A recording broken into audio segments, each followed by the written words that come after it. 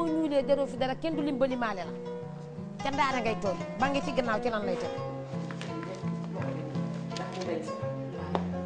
man moom dama bëgg xeesal ma bëgg xeesal bu ma gisee ko xees sax dama lay dab nuyu la laaj la looy diwoo te bu ma génnee gis ko xees rek laay xool waaw man dama bëgg. ku la gis da lay bëgg kuy dem day bëgg a ànd ak yow lu xew dañ lay bëgg a woo ndax xeesal baa rafet tin ba rafet na.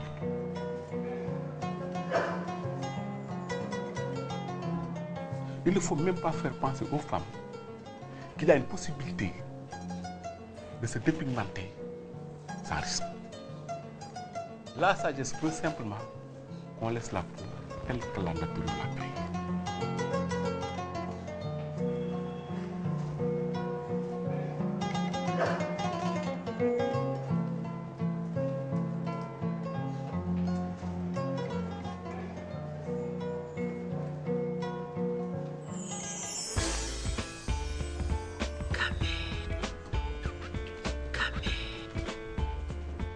waaye yow nen yaakaar nga ni sama teen bi dina melaat comme teen wu ndaw si.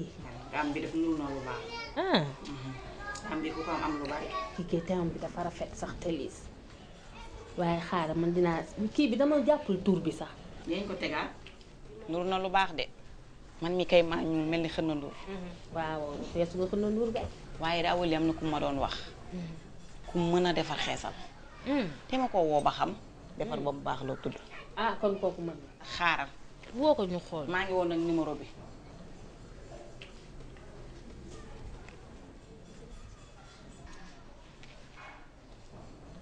allo. allo na nga def sëñ bi. est-ce que moom la yow yaay defar ba mu baax. ah waaw waaw waaw awali moo ma boole woon ak yow joxoon ma sa numéro. na nga def dëgg la alhamdulilah man daal. temps yi dama xaw a ñuul daal bëggoon ko ma mélangel kii bi diw bi waaw yaa ngi koy kii ba tey waaw man daal maa bëggoon ko ma mélangel ak sama sœur bi waaw léegi kañ nga fiy ñëw man maa ngi dëkk pharmacie golf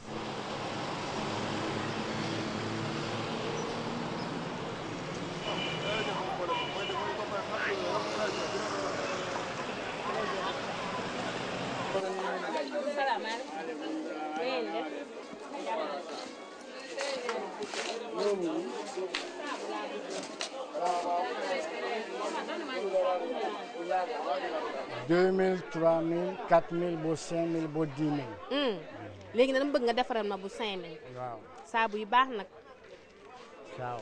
waaw. bi gommage. waaw. bi baax na trop. ak tomate. bi olive. saabu aloe vera. dëgg la. saabu lemon citron. bi saabu coco la. bi saabu docteur James day dindi tache ak bouton. bi saabu tamarin la. saabu Dakar. bi saabu 5 sur 5. bi aussi saabu Asabso la bi c'est un vieux savon ëpp na 50 ans c'est le meilleur savon. waaw bu yàgg la. ak saabu papaye. papaye bi c'est waaw très bien pour la peau aussi. bi am na solo. waaw waaw waaw. bi mooy njëgu 5000 aja bi mooy njëgu 5000 waaw.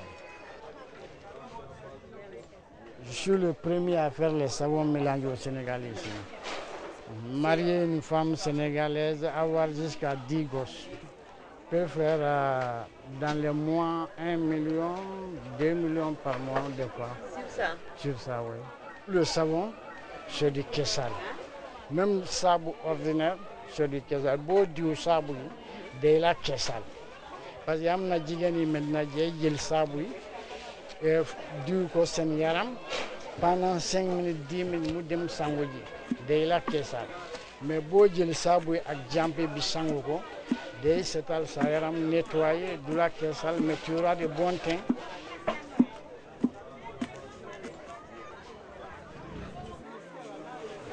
Si une femme vient demander la savon peau blanche, je lui fais des savons avec produits cosmétiques mélangés. boo jëndee saabu yi ñu mélangé ko def ko huile de palme miel citron Avec, on fait le produit doux yaram, produit cosmétique mélangé. C'est ça.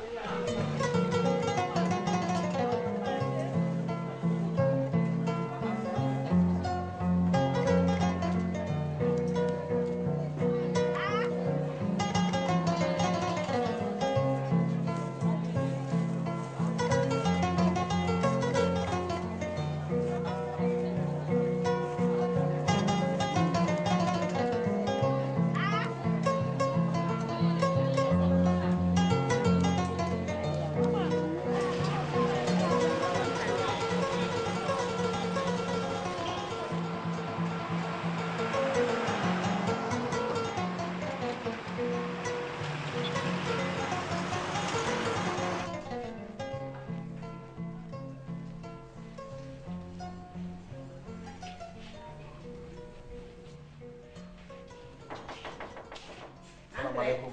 maaleykum salaam. mooy kër Nene Saw. waaw fii la.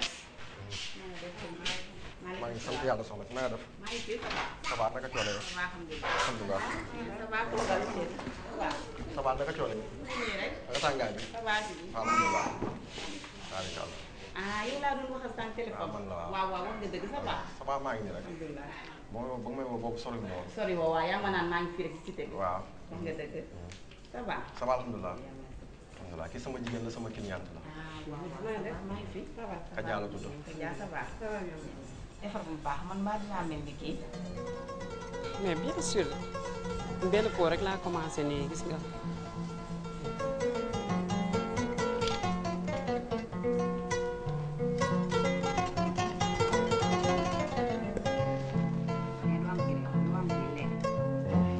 yow yaa ngi sële.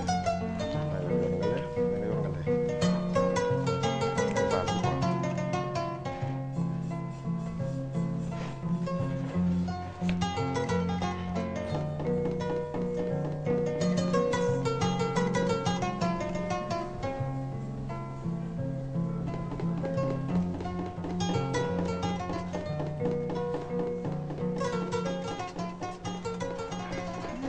macha allah.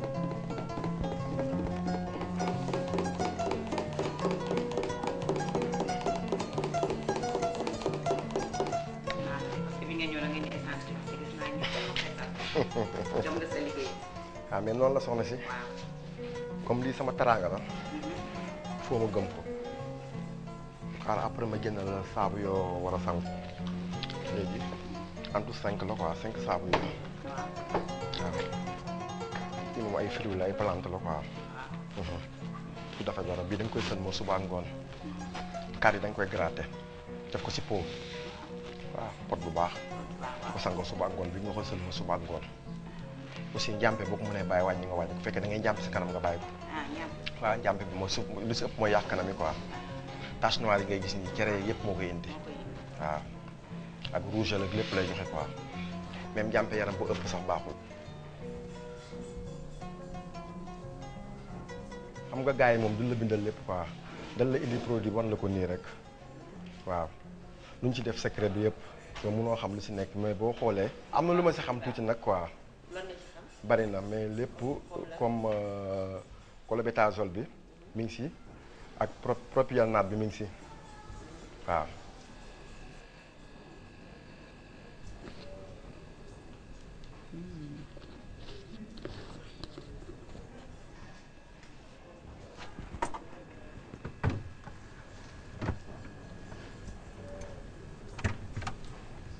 man nag ay picc laa amoon picc kanam boobu temps mu woon jëkkër ma dalee diwoog léegi def na 15 ans waaw ma amoon ay picc nag ba am ku ma digaloon benn sirle ma dem marché di ko jënd gis benn gel ñëw ne jaay ma akaña gana ma ne ko lii afrois la mënuma diite di xeesal la boobu temps akaña gana ay 200 moo am ak 500 jëm kaw ma daal di si jënd 200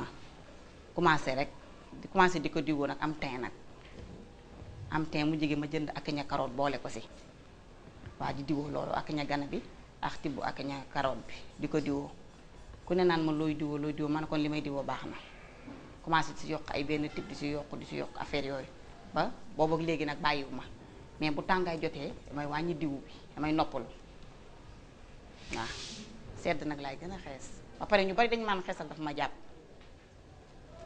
mais man bu ma ñuulee pour man rek jël naa ndaare ba ñaako bu ma demee xew sa ginnaaw laay toog mais bu ma xeesee bu ma demee si kanam laay toog maay nekk chef bi toog si kanam di imposer lu ma neex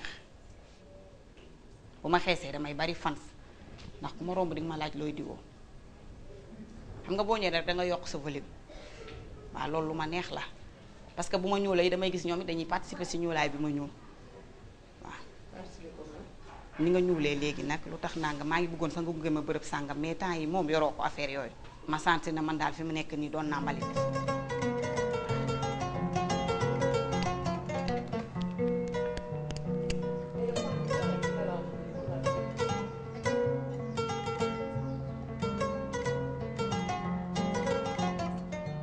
sama première fois wu xeesal amoon sama mag boo xam ne daan xeesal temps moom rafet lool su ma jógee di sàcc si diw bi di ko diwoo diw bi neex ma nag ma bëgg xeesal ndax moom lu ñu wax rek su ma amee sama 1000 francs wala kii dem jënd sama benn lait sama benn tip may xool ci nu muy diwoo may diwoo noonu mu nekk loo xam ne lu ma neexoon la sama xol bi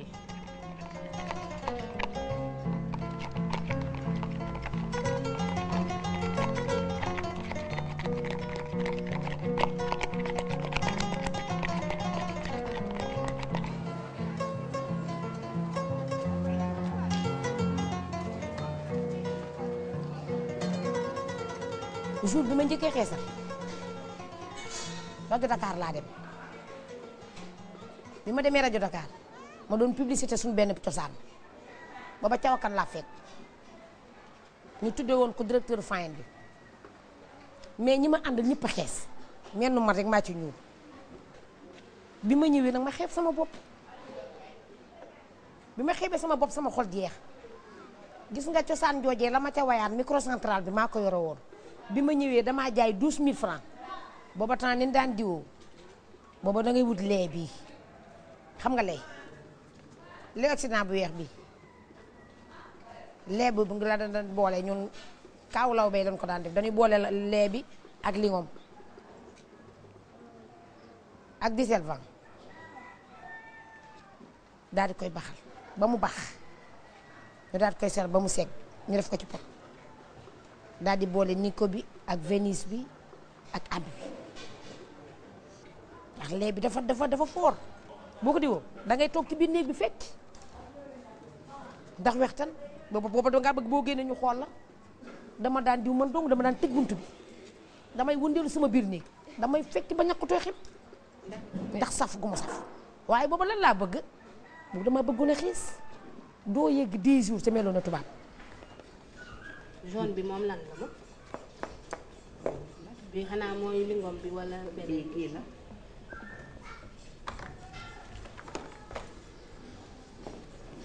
jinjeer moom dina war a baax di saf sàpp de lay def sàpp bi normal dafa baax si yaram waaye jinjeer de dina faj sax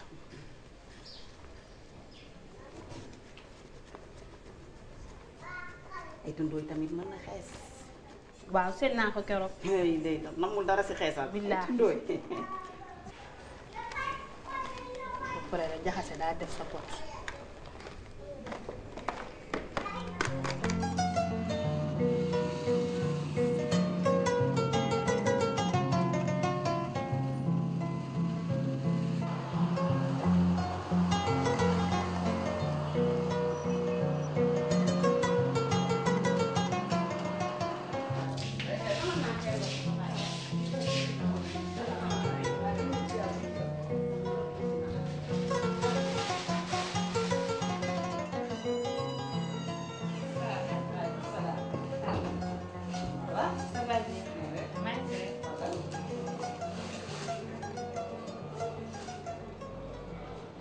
lan moo la indi woon fii tey.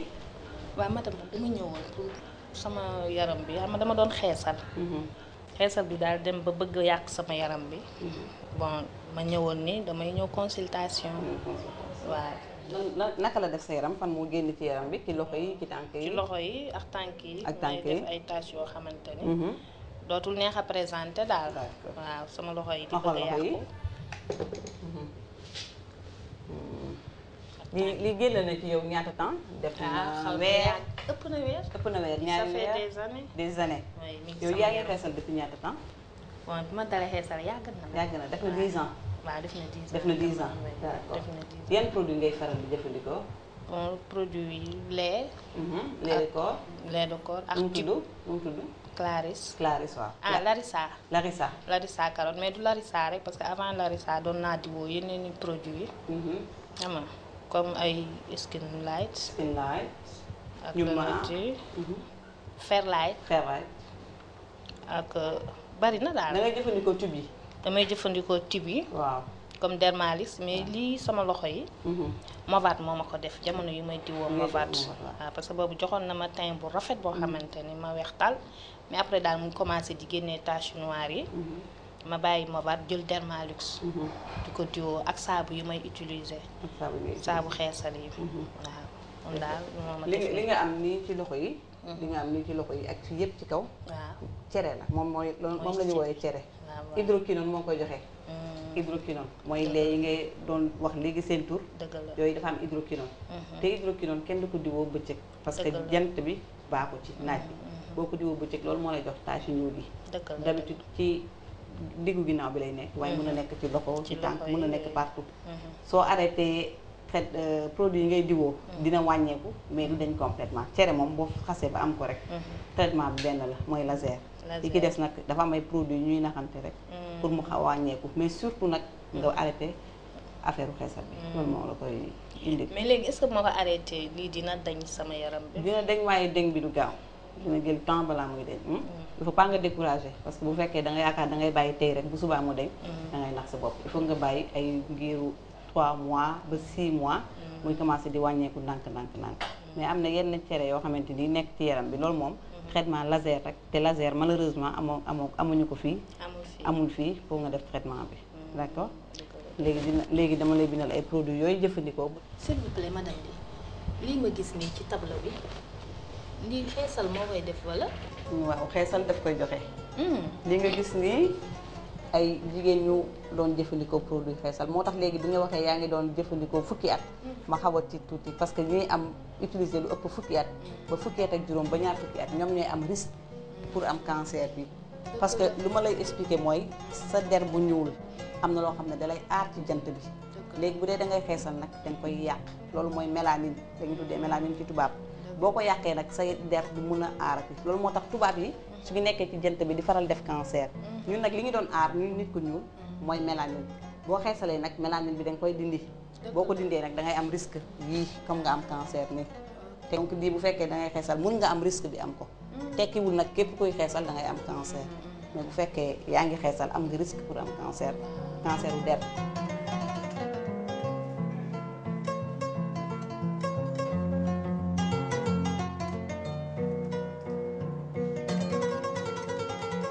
La moitié des femmes qui viennent consulter viennent pour des complications de la dépigmentation artificielle connue sous le nom de xeesal. Mais l'autre moitié vient pour d'autres affections dermatologiques. La pathologie dermatologique ne se limite pas au xeesal.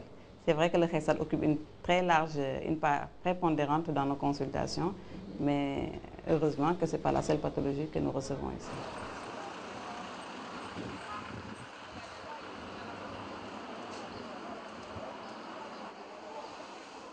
Si on interroge les statistiques, le service reçoit en moyenne 4500 malades par année répertoriés. Je dis bien répertoriés parce qu'il y en a beaucoup qui ne sont pas répertoriés.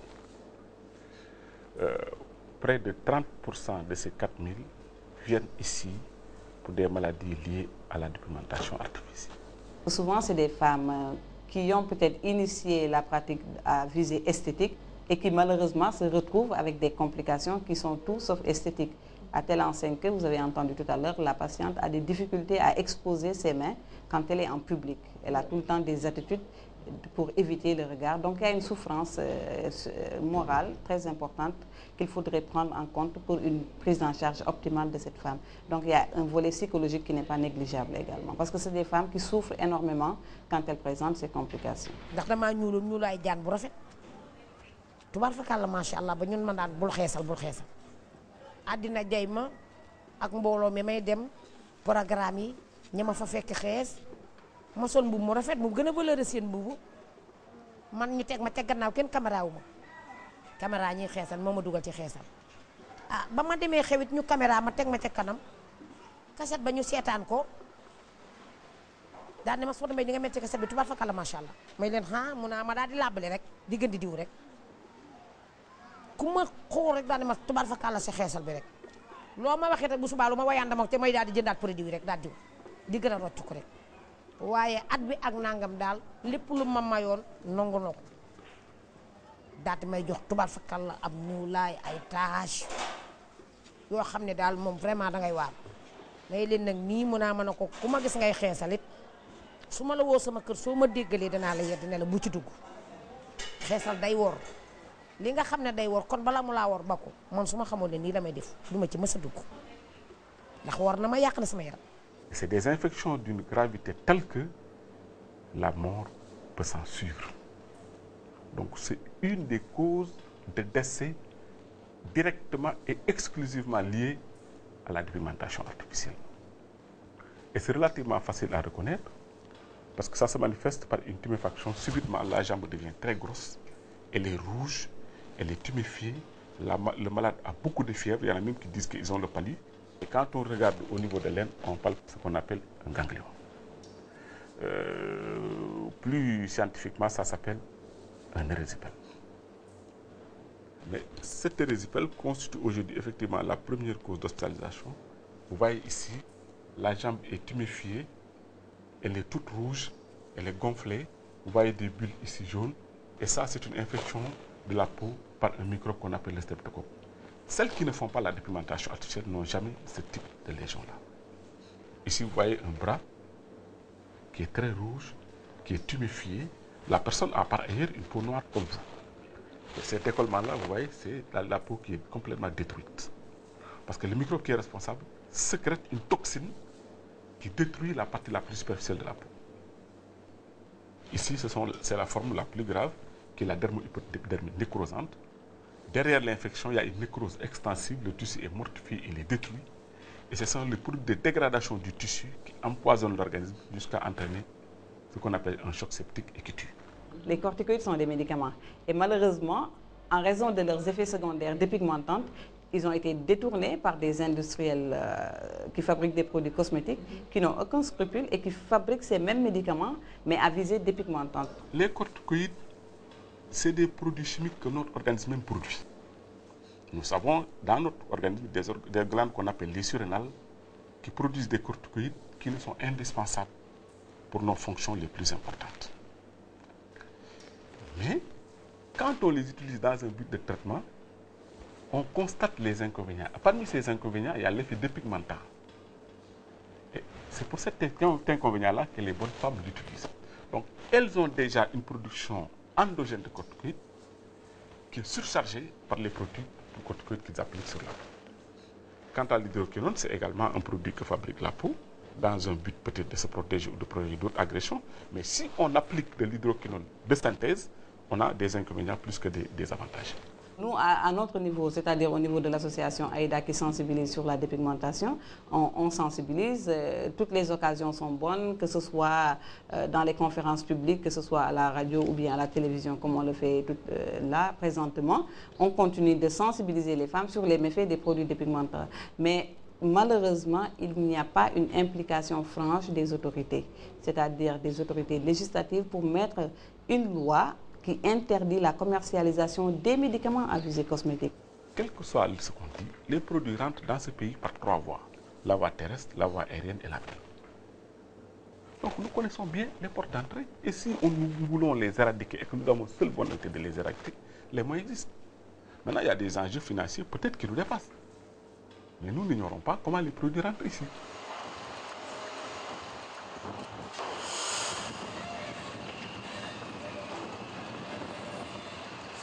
Pour les produits cosmétiques qui sont d'origine étrangère, c'est des produits effectivement qui sont dédouanés. Elles n'entrent pas n'importe comment, seulement au moment de leur franchissement de la frontière, donc du cordon douanier, il y a comme seule obligation l'acquittement des droits et taxes. Parce qu'aujourd'hui, l'importation des produits est libéralisée au niveau du Sénégal. Nous ne pouvons pas, nous, d'autorité, dire que tel produit entre, tel autre n'entre pas.